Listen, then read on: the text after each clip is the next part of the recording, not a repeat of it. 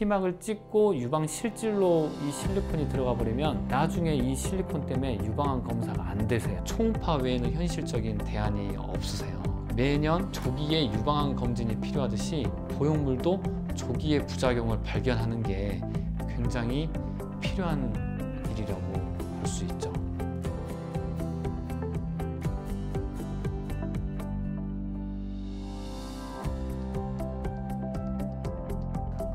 가슴 보형물을 삽입한 환자에서 쉽게 알 수 있는 건 보형물이 터졌는지, 그리고 이렇게 뒤집어졌는지, 이런 물방울 타입 같은 보형물의 경우는 이렇게 회전이 돼서 약간 틀어졌는지 혹은 접혀 있는지, 이 보형물이 들어간 주변에 피막이 생성되는데 그 피막이 두꺼워졌는지, 그 다음에 수술하고 나서 가슴이 자꾸 아프다 이럴 때 혹시 거기에 어떤 구형구축 같은 그런 이상이 있는지 없는지를 초음파로 다 검사할 수 있다고 보시면 됩니다. 그리고 이제 또 추가로 알아야 될 게 수술한 지 얼마 안 됐든, 그리고 시간이 꽤 지난 환자들에서 가슴이 갑자기 막 크고 부어서 아프다고 오시는 분들이 종종 있으세요. 그런 분들은 보형물 주변에 혈종이나 장액종이 생겼는지 꼭 확인을 해야 되거든요. 이런 걸 종합적으로 다 검사할 수 있는 초음파 검사라고 보시면 됩니다. 초음파를 보면 일단 유방암 검진은 필수고요. 어떤 결절에 대해서는 기본적으로 검사를 하게 되는 거고, 그 다음에 보형물이 삽입된 위치가 약간씩 다르긴 한데 보형물이 삽입된 위치부터 일단 파악을 할 수 있고요. 일단 이 보형물이 근육 위에 들어가 있는지 밑에 들어가 있는지 일단 1번으로 파악을 하고요. 이 보형물이 들어간 가슴 포켓이 크기가 적절하게 이루어졌는지, 그래서 예를 들어서 보형물이 들어가 있는 방의 크기가 너무 작으면 보형물이 이렇게 짜부라져 있거든요. 이렇게 보형물이 짜부라져 있는지도 확인을 할 수 있으세요.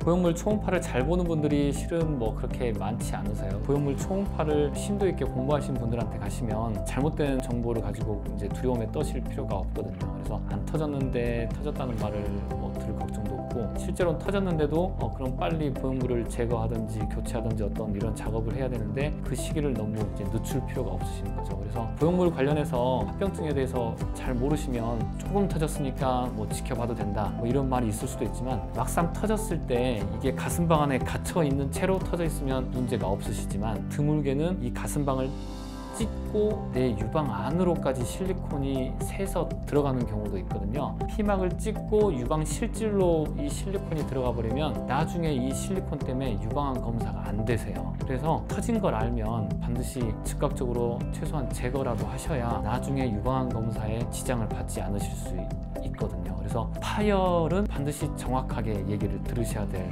사항이세요. 그래서 이왕이면 보형물 관련해서 초음파를 경험이 많은 분한테 가서 받으시는 게 더 안전하죠. 보형물 관련 초음파 지식은 유방외과 선생님들 중에서도 성형외과에 근무하고 있거나 본인이 직접 성형 수술을 하는 분이면 되게 초음파를 직접 보시기 때문에, 가슴 성형 수술한 환자에서 초음파 경험이 한 1000명, 2000명, 3000명 이렇게 이상 되신 분들은 초음파만 갖다 대면 이 환자가 어떤 방법으로 수술이 됐고 어떻게 관리가 됐고 현재 어떤 상태인지 다 알아내실 수가 있으세요. 그래서 환자가 수술한 지 5년이 됐든 10년이 됐든 내가 어떤 보형물을 사용했는지 모르겠다 이런 말을 하더라도 초음파만 갖다가 대면 회사까지도 맞출 수 있을 정도로 보형물 관련해서 특별한 지식이 있는 선생님들께서는 굉장히 디테일한 정보를 많이 알고 계세요.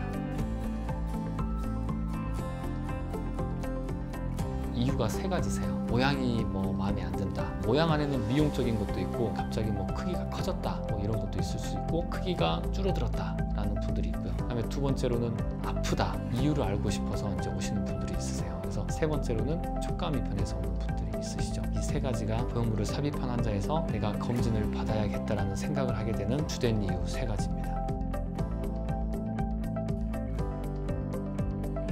매년 해야 되는 이유는 보형물이 터지면 그 자체만으로도 구형구축이라는 부작용이 생길 수 있거든요. 또 초음파를 보지 않으면 보형물이 터졌어도 요즘엔 모양이 바뀌질 않아요. 아프지도 않은 경우가 대부분이라서 1년마다 초음파 유방암 검사할 때 보형물을 같이 보지 않으시면 터진 지 몇 년이 지나서 문제가 생겼을 때 알게 되는 경우가 발생하는 겁니다. 그래서 매년 조기에 유방암 검진이 필요하듯이 보형물도 조기에 부작용을 발견하는 게 굉장히 필요한 일이라고 볼 수 있죠.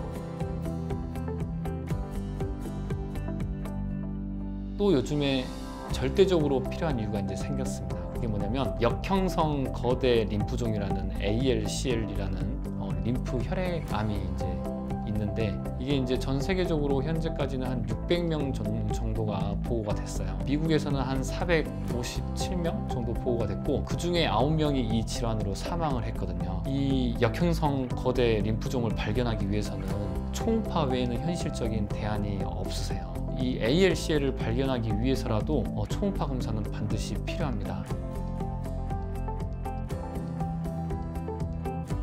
이 역형성 거대 림프종이라는 질환이 지금 전 세계적으로 발견되고 있습니다. 그래서 미국에서는 뭐 뉴스에도 이게 보도되고, 이 가슴 보형물을 많이 사용한 국가가 미국도 있지만 아시아에서는 한국이 가슴 확대를 굉장히 많이 하는 국가 중에 하나거든요. 우리나라에서는 아직 이 역형성 거대 림프종이 발견되진 않았어요. 근데 현재 우리나라에 약 30만 명 이상의 보형물 환자가 이미 있는데, 미국 통계에 따르면 한 3만 명에 1명은 이 ALCL이 형성된다라는 보고가 있기 때문에, 그거 통계만 비추어 봐도 물론 인종이 다르고 체질이 다를 수는 있지만 최소한 우리나라도 10명 정도는 잠재 환자가 분명히 있을 거라고 생각은 하는데, 아직 보고가 안 되고 있는 거죠. 그 이유는 유방암 검사는 초음파를 하고 계시지만 보형물 관련된 초음파는 특별히 본 적이 없기 때문에 다 놓치지 않고 있었을까. 그래서 제가 우려하는 부분은 우리나라에도 분명히 이런 환자가 없진 않을 것 같은데